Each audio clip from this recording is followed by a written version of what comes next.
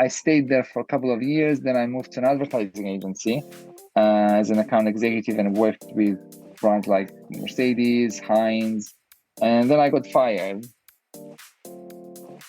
So I think a good brand is a brand that really cares about customers and shows it show without telling, and then improves their visuals, improves their communication, so they can attract more people and show that we really care. So a good brand, I think, is just someone that puts their customers first, and they want their customers to succeed in a way and achieve that and communicate that. So, and I think the other important thing is being creative, not boring, because boring brands don't.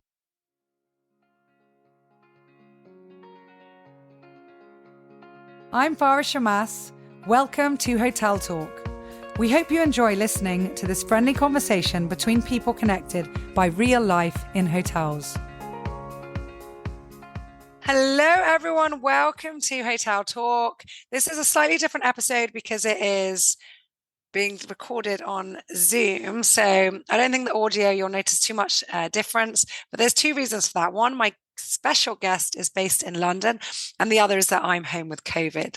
So forgive us for this, but if you're watching this on YouTube as well, hi. Today I have a very special guest.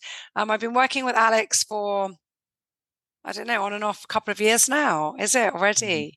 Yeah. Alex Novicov is a brand storyteller. He's a speaker. He's London-based, I just mentioned. And most importantly, at least for me, because that was our big introduction to each other, he's the author of an absolutely amazing book called Not Another Pair of Shoes. Now, before I let Alex introduce himself, I'm just going to read this quote that Seth Godin said about his book that is amazing and sums it up. Powerful ideas that can help you discover the essence of marketing, doing work that matters for people who care. I love that. Alex, thank you for being on this podcast. Thank you very much, Farah, for having me. It's a pleasure. It's always a pleasure speaking with you, and it's a pleasure being on your podcast. Thank you very much for the introduction as well. Well, we've been planning it for a while, haven't we? But it's just never happened. When you've been in Cyprus, we've been too busy, or you've been too busy. And so actually Zoom works out well. Yeah, it's always something. It's always something.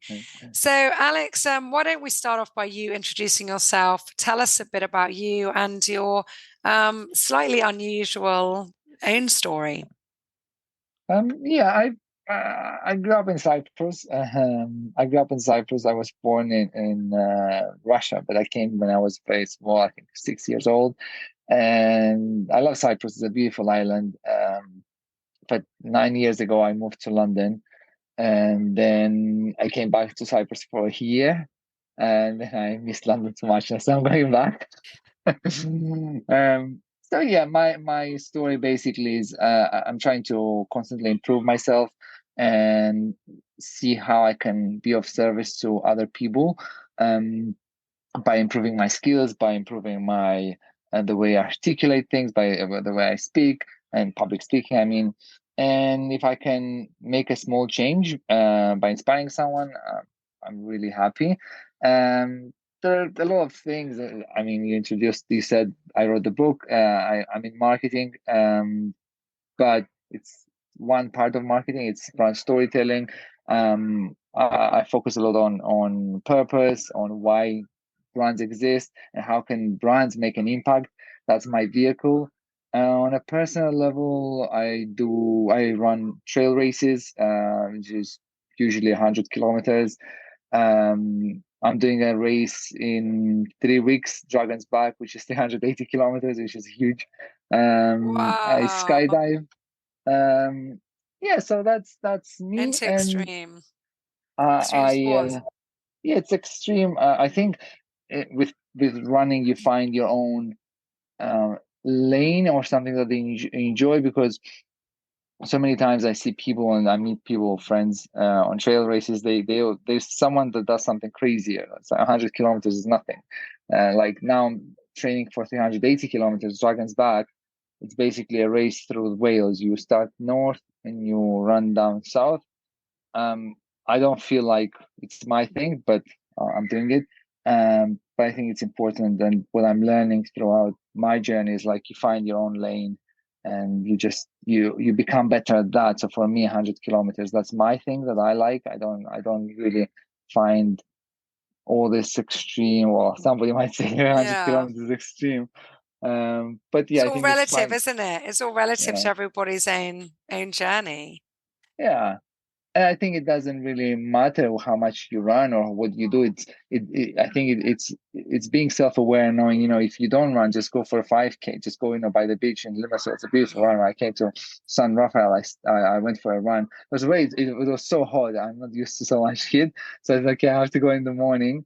But I think it's looking in the mirror and saying, I'm going to run 5K. I'm going to run. If you've never run 5K, it's good, or 10K, or my partner, she ran a couple of months ago for the first time Hackney Half, which is half marathon, which is amazing. It's an amazing achievement. You don't have to run all these ultras or marathons. Like, I don't like marathons anyway, but it's finding what you like, and doing that. So that's what I do on a daily basis.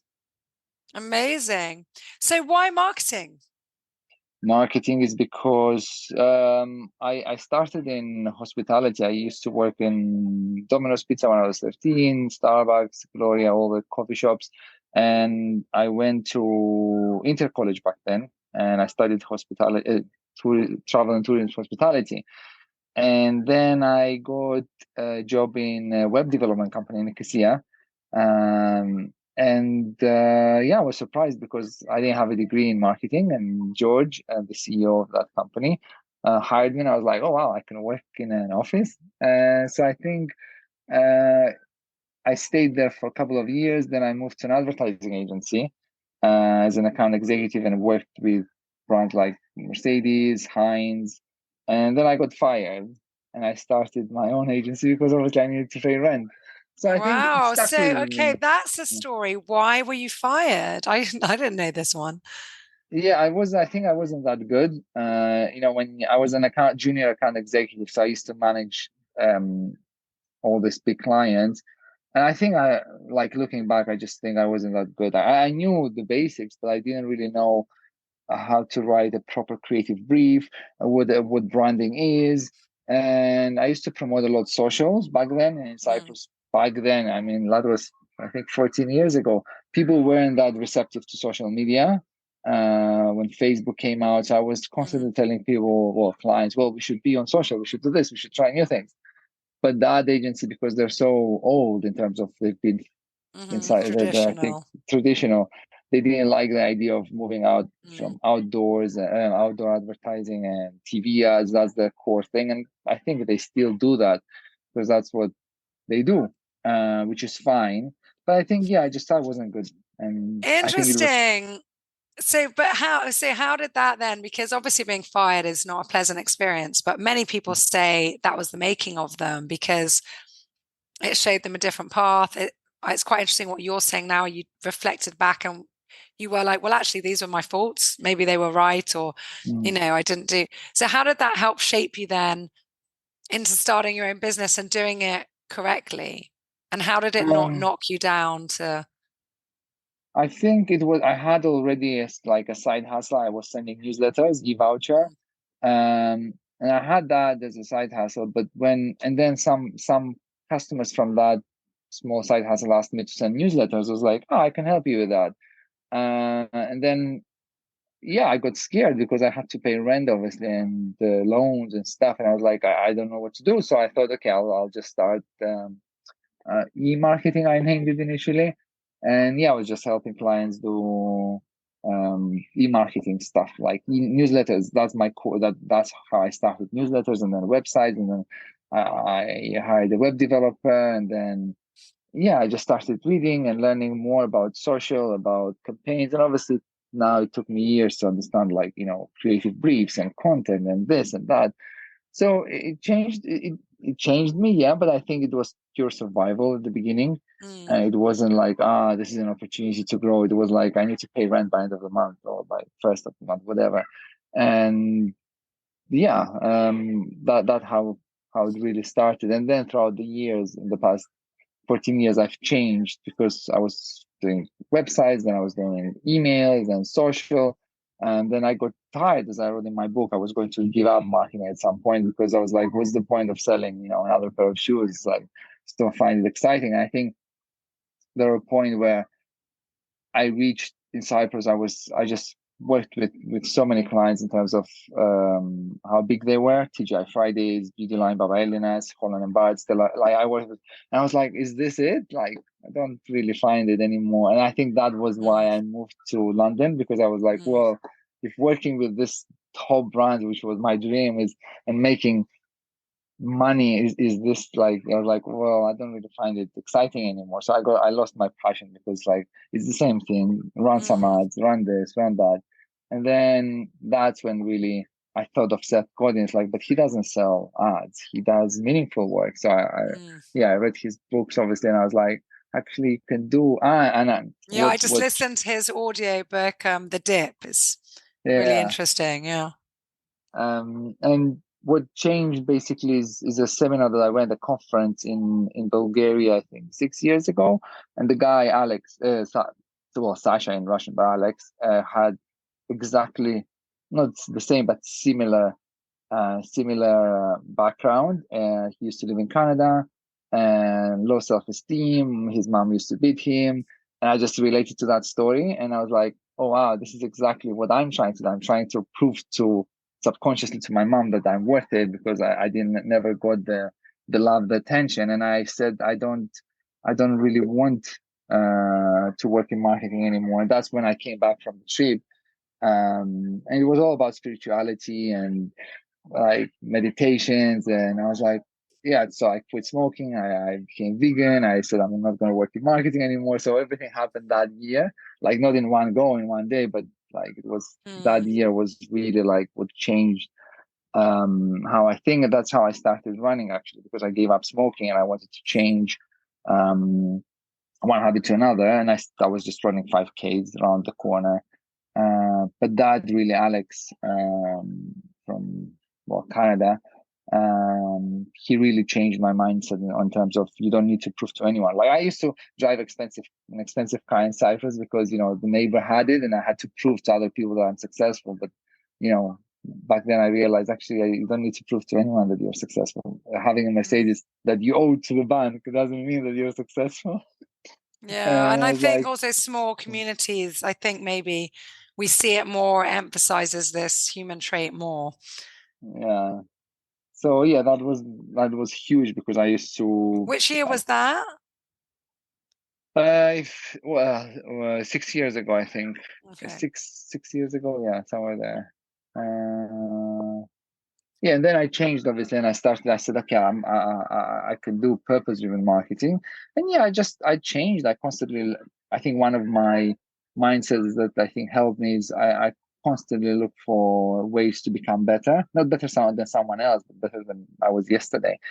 Even reading books, I wasn't a good student in school, but Andy, a very good friend of mine in Cyprus, he's amazing. He's one of the best humans that I ever met.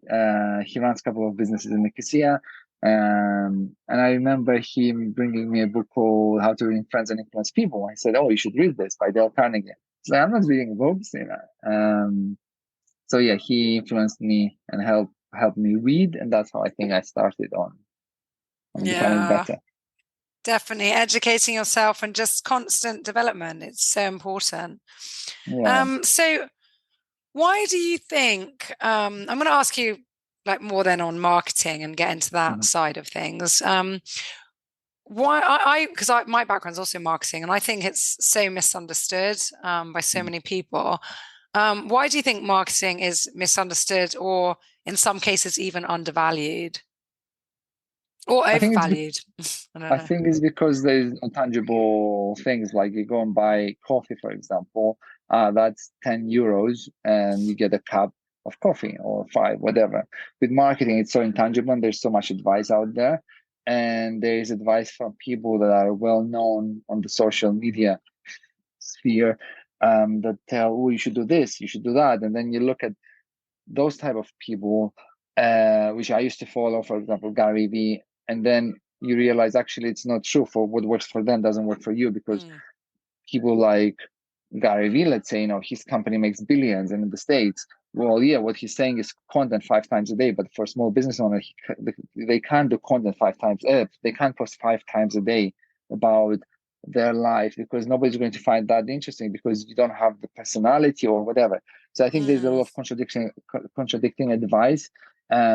Because then you say, you need to do this, and then, but this guy does this, or but Steve Jobs said that. It's like, but that was different, and I think that's why it's a huge issue in marketing because there's so much advice. Johnny says this, Steve Jobs said that, and it's like, what do I do? And I think the solution to that is just try different things and see what works. And I would go as far as saying, social is not the most important thing because you can do newsletters. You can build a newsletter list and just send value every week or every 2 weeks. It depends. So, but the core, the foundation, I think a lot of people, especially now, they jump on social media and say, I'm a social media expert, but they don't understand what I didn't understand was our agency. The brief matters, the story matters. And then how is the story built? So all these things, they matter. And I think it's going back to the foundation that we all really need to go and do. Yeah, I was listening to Rory Sutherland the other day, who of course is a marketing expert. And he said a stat that I couldn't believe. It was 97% of advertisements are just not even remembered. Yeah. The and then the book The Alchemy. No, I think it was on a BBC. Okay. Yeah, his book Alchemy is amazing. It's I highly recommend it. It's in my office. But yeah, The Alchemy is amazing. Yeah, crazy. And then he worked out how many billions that is a year, and he's like, all that money's spent on things that are not even remembered. So the thing is to get things that are memorable, to tap into human emotions, and that's where the storytelling. And that's what we discussed when we were working together for the hotel. I mean, it's great to show a pretty beach and a nice room, but I mean, all the hotels all over the world are showing that. I mean, what else? Like, why should someone choose this one and not the other? It is so important. So let's talk a bit about branding then. What makes a good brand, in your opinion? A good brand, I think, is as much as all the visuals and all the videos that are good, they're nice. But I think at the core is a good brand that puts people first. And it's so easy to people say, "Oh, we have customer first mindset," but we have so many average customer service. Like just in the past month, I had a couple of experiences from O2, for example, just small little things. They say they care, but they don't really care. Or Turo, an app that I rent my car on. It's like they constantly put profits first, and it's visible. Like even Amazon, they say, they have an amazing customer service, but they treat their employees like we all know how. So I think a good brand is a brand that really cares about customers and shows it without telling, and then improves their visuals, improves their communication, so they can attract more people and show that we really care. So a good brand, I think, is just someone that puts their customers first, and they want their customers to succeed in a way and achieve that and communicate that. So, and I think the other important thing is being creative, not boring, because boring brands don't. People don't like boring, and I think that's a huge thing in marketing. Like the ads that you said, the data that you shared. The problem is that most ads are boring. It's like, well, there's nothing there. It's like it's another advert, and people don't believe that. But when we see a company like Liquid Death, and their marketing, it's like they're selling water. It's a commodity. It's like, how can a company, and their valuation is like 1.4 billion. I think I'm not sure, but it's crazy. It's like a can of water that has a crazy, and their CEO did a tattoo of their customer. Like that's a random customer on his body. It's like, why would you do that? But that's what they stand for. That's their brand. That's what they do. So I think when you think okay, we're doing this, how can we make this not extreme but interesting, creative? I think that's really inspires people to buy. Yeah, everybody likes a good story, don't they? Yeah, we are wired for stories. I'm reading this book. Like, Which it's one is it? I huge. can't see with The the seven seven basic plots. basic plots. Nice. Why we tell stories, and there's so much it goes so much in depth why we love stories, and there is just psychological. It's in us. Like, it started from Mm, hundreds of years ago. When we hear a story, immediately our brain starts, okay, it makes us feel good. That's why we mm, love stories. But the challenge is telling a great story that people want to listen, because most of the mm, time the stories, they're boring and we think they're interesting. I might say how I ran, let's say, well, 2 weeks, no, 3 weeks ago, I was in Spain doing Val d'Aran, the Pyrenees, 100 kilometers. I can tell that, but that's boring. The audience, you have to think about what's the conflict, what's the audience, who your audience is, and how you can make mm. that story interesting versus just, yeah, I ran 100K. That's a ego boosting story. It's nice for the ego, but for the audience, is it interesting? Well, okay, so what? Why should we care? So there's a lot of depth that you can go and say, okay, this is how I'm going to tell this story. Yeah, make And in it marketing relevant is to the same. them. Yeah. Yeah. I always say that, yeah, and when I give talks as well, and I know you're a speaker too, it's, oh, and I laugh as a parent. I mean, I remember when I wasn't a parent and you just wait and they go, oh, look, and they get out their phone and they scroll through, 100 Yeah. baby pictures. And then I'm like, is nobody aware that that's really boring for other people? But Uh, unfortunately, many people there, yeah, no, I've always tried not to be that mother. So how should someone tell a story? Like, how should how real should they be? What is the best way to share a story? I think the best way to share a story is to put the person, the audience, the customer first, and say, okay, how does this story benefit, and how can this story make an impact, a difference? So I think that's the most important. If the intention to share a story to make us look and feel good, well, that won't be a good story, because it's like, yeah, you're just telling this for your ego. Mm, But I think if your really intention is to, if I want, for example, someone to inspire to eat more plant-based food, let's say, for example, I can say, yeah, eat plant-based food is so much better. Or I can, obviously, I don't know now, I have to, or I can construct the story and say, you know what?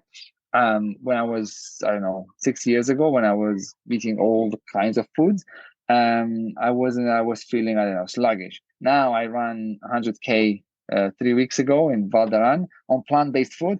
I finished, and the next day I went for a job. I felt great.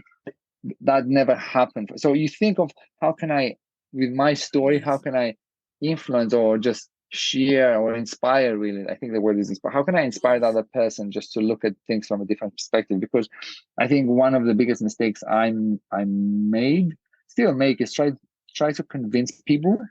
But I understood that, and reading this book, actually, that you can't convince people. Like, people have their opinions, and if their opinion is A, you can't. It's just waste of energy. So it's trying to find the right people that are already convinced that health is important, for example, and then just sharing your story from a perspective that they will see and they will benefit.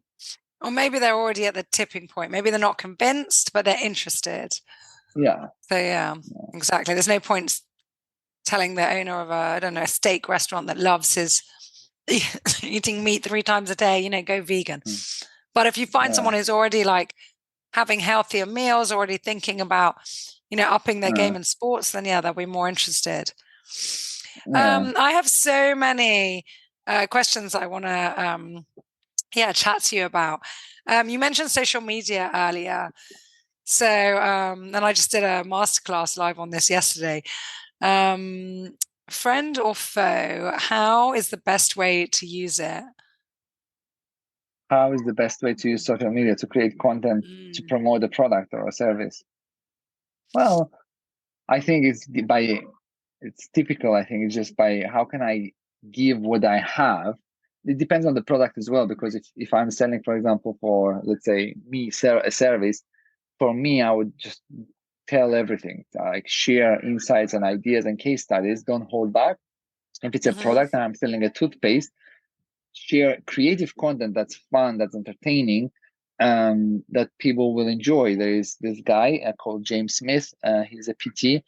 And he's grown his account, I don't remember now, I think it's 1.2 or 3 million, by sharing basic information about PT, about personal training, about nutrition, so calorie deficit, all that stuff. He doesn't complicate things. And his main message is like, most PTs trying to complicate stuff. So you basically reach out and say, hey, help me. His mind says, okay, here's what you need. Calorie deficit is very simple. It's being under X amount of calories per day, exercise more, and that's it. And he explains that in a creative way. So that's that. And he sells, obviously, he has a product that he sells, his academy, James Smith Academy. Or a brand that sells, I don't know, races, for example, I don't know, trail races, let's say. Well, most, like with hotels, they sell nice views. It's like, oh, this is our hotel, this is our race. I would say, well, what does that race or that hotel does to you emotionally? How does it transform? So, for example, if you do this race, or if you come to stay at our hotel, you will transform by ABC. And you have to think of creative ways to communicate that, because if you tell it directly, people won't believe it. But if you tell it in a creative way, it's like, oh, okay, that's interesting. So I think that's two ways. But I think creativity is so important, to create creative content that people will love and just engage with. I was about to ask, actually, what common mistakes do you see people making, especially on social media? We've mentioned a few already. Yeah, I think it's ego-driven content the most. And let's post more about us. And it's because obviously universities teach the same thing. It's about, obviously it's our company. Why would we speak about something else? But actually, it's the absence of the product. So the most common mistake is me. And I think with public speaking is the same thing. You go to conferences. Unfortunately, 90% of speakers, like, it's me. This is our company. Like, nobody cares. It's like, Yeah. people want to see what can I learn from that. And I think if we look at social, just go on social and see who you follow, who you enjoy following. And I think Seth said it in one of his books, is, if you were gone, if you didn't create content, will people miss you? And 99% will be no, because there's nothing there.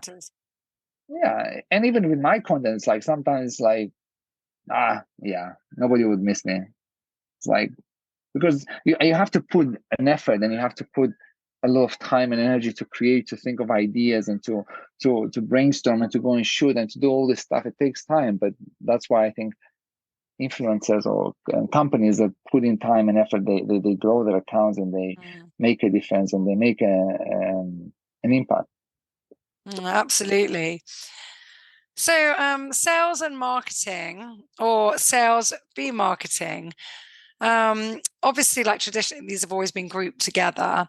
But you mentioned Gary Vee the other day. I love his now, but the other day I heard his quote, or I was reminded of it.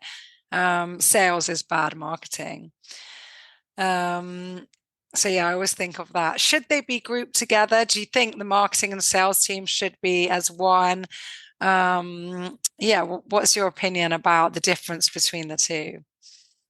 Yeah, I think, Gary Vee is an interesting. I used to follow him a lot. Now I unfollowed him in a way, because what he says makes no sense for small business owners. And I think I used to be like merely a fan, and now, like, thinking about the stuff that he says is not relevant to small business owners. For him to say sales, if you have to do sales, well, I have to do sales. Nobody cares about my story. Like, you care, what can you do for my hotel? What can you do for my business? So I think they should be together, and you should be selling as well, and you should do marketing.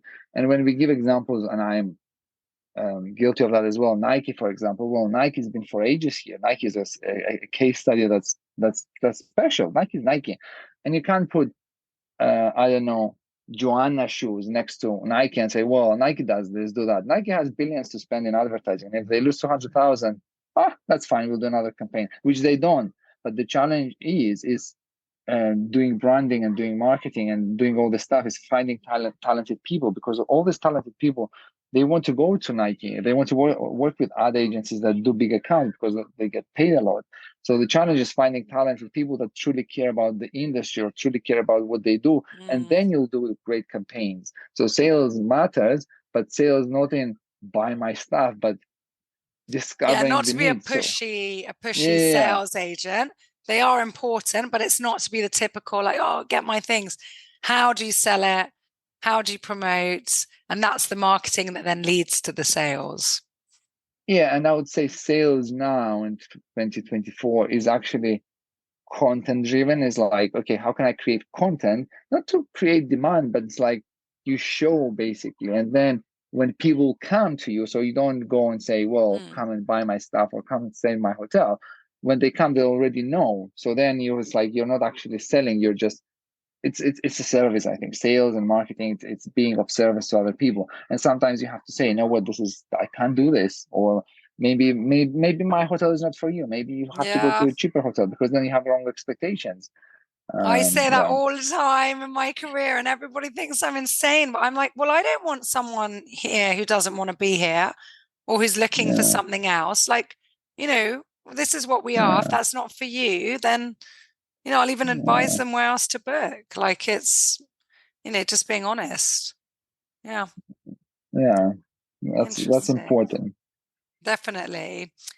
So any memorable achievements in your career so far that you'd like to share with us, or funny client stories? Memorable. Well, achievements. I think every little detail is an achievement. Like, okay, publishing the book, that's huge. Having Seth Godin, which he doesn't know me, I don't know him, endorsing the book. But I think the most important achievement for me, at least, is just becoming better at the craft that I'm doing. So I said many things in the past which now I don't agree with. It's like, actually, this is not right anymore. Or Mm, I think that's for me the biggest achievement, because that means that you were wrong in a way. And mm, it's like, well, actually, yeah, but back then I thought this way, and now I try different things with different clients, and I say, okay, this doesn't work. So I think the biggest achievement is not working with you or European University or any other major client, which is it's a great achievement. It is, but I think the biggest achievement is understanding, actually, this doesn't work. You should change your strategy, and coming to the conclusion of, okay, how can I just improve that so my clients can get better results? And I think for me, and I remind myself every day, it's like, it's not about me. I need to bring results. And the other biggest achievement, which is not ego driven, but it's understanding. I was very attached to the result that the clients used to get. So if, for example, a client wouldn't achieve a certain result, I was like, oh shit, this is my fault. So it was part of my identity. But then, after therapy and after reading a lot of books, I realized it's not my fault. I can tell you that you should be, let's say, fitness wise, in calorie deficit and run. But if you don't do that, it's not my fault. I would love mm, you to do that. But it's like, how is it my fault? I used to get so disappointed with myself when I would see, but the results are not there. Even with a client that I've been working now for a couple of years, we've achieved some amazing results. We've increased their social engagement like dramatically. Like the line on the report in the past, let's say 12 months. Well, we worked more than 12 months. Was going like that when they were working by themselves, and then when we started working, it went up. And then I said something, and it was, anyway, a meeting. I was like, but I told we need to continue to do that. And then the client said, no, we don't need it. But like, the reports show that what we've done in the mm, past worked. Why do you need to change? It's like, well, and then in the past, I would get so upset, say, well, I showed you that this works. Now you're changing the strategy and you expect to have the same results. Now, when I heard that, I was like, you know what? It's not my business. It's your mm. business. I'm here as a Yeah. consultant. I can help you. And yeah, I think that's the biggest achievement, understanding that the Mm, results that clients get is not fully down to me, because there's a lot of variables: website, customer service, emails, past experiences, reviews. I'm just exactly. a small part. I'm just a small bridge with telling a great story. But you can tell a great story, but then they go to your website and it's like, well, actually, or the logo or the visual identity is not there, or I don't know, their dog might bark, then they left. Mm, There are many variables. So I think that's my biggest achievement, understanding that I was wrong. And I know that in next year, in 2 years, I'll learn something new and say, okay, doesn't work anymore. I have to change. We need to do this. mm. Definitely. Keep growing and just doing your best. I couldn't agree Yeah. more. So I ask everybody this favorite quote. What's your favorite quote? So my And I'm my sure you favorite have a lot. I have a lot. I think my favorite quote is "All we have is now." Because there's a book called The Power of Now, and I did a small medallion. Oh yeah, it's all we have is now. And whenever I get like frustrated, or it's like anything that happens, like this is the moment that we have. The future is the future, the past is the past, but our brain likes to go, in the future, or this happened in the past. So yeah, I always remind myself that all I have is right now. Something bad happened. Okay, how can I do? What can I do right now to fix that? Or what can I do right now to control to control my actions? So I think that's my favorite quote that I live by. It's like all you have is now, and yeah, just take one step at a time. I love it. I completely agree. Today is a gift, and that's why it's called the present. We've had that quote before as well, and it's so true. So the final question on Hotel Talk was always a bonus question, which our staff put together, and I have it in my crystal ball. But obviously, I'm not in the hotel. I don't have the crystal ball in front of me. So I let Google decide what question to ask you. I randomly put in, give me a question, and I picked it. So you have got, describe your daily routine. It's your bonus question. My daily routine is wake up, go for a run, then after the run, go to the gym, meditate, and then go to the office, work, come back, cook, and I try to read every night. Well, I don't try, I do read every night, mostly every night. And then I might go for a walk with my dog and my girlfriend, because she recently moved to London. And that's it. I'm trying to keep it really simple and just do stuff that I enjoy. If obviously sometimes I have shoots, I travel, but like today, yeah, it's quiet. It's yeah. But there's always a run and a gym involved, and a walk with Chanel, my dog. Oh, your dog's called Chanel. Ours is called Dior. Yeah. Funny. And we've got a cat. We've got a cat called Chanel. Oh wow! I think you had a lot of cats, or we've got 9. Oh wow, Jesus! Yeah. What to do? I'm with the 3 kids who are animal lovers, like their mama. That's very good. Yeah. Alex, well, thank you so much. I won't keep more of your time because I know you're really busy. We'll aim to get this published really soon. I can't wait. And you had a podcast, didn't you, once upon a time, that's still available for people to listen to? It was a good one. What was it called? It was Redefine Hospitality 1, and the other one was Stay Stupid. But I don't think it's live. It's been years that I stopped. The hospitality one I listened to. Yeah, okay, that one, yes. Redefine Hospitality. It's an interesting podcast, but yeah, I stopped. There's a lot of stuff going on. Exactly. We can't do it all. Yeah, everything in its time. Yeah. Thank you so much. Farah, thank you very much. I appreciate it. I appreciate being on the podcast. And thank you very much for your time. Very grateful for that. And yeah. Take care. Bye. Thank you for listening. And don't forget to hit that subscribe button because it helps us more than you may realize. If you are planning on coming to visit us at St. Raphael Resort and Marina, feel free to email our reservations team quoting Hotel Talk and receive an exclusive offer just for you. We look forward to seeing you soon, hearing your feedback about our show, and producing many, many more interesting episodes just for you, our listener, and our valued guest in mind. Thank you so much and take care.